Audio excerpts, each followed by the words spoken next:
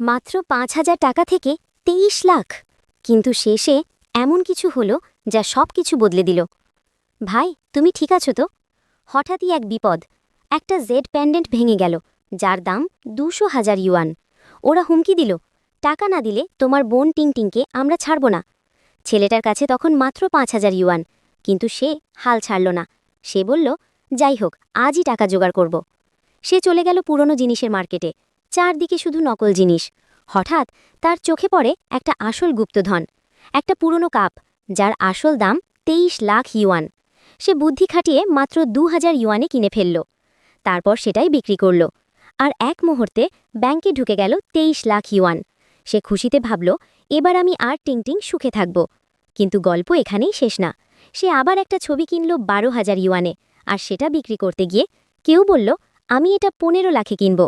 কিন্তু হঠাৎই সে বুঝল, এই খেলাটা শুধু টাকার না, এটা এমন এক খেলা যেখানে ঢুকলে বেরো হওয়া যায় না। নেক্সট পার্ট আসছে।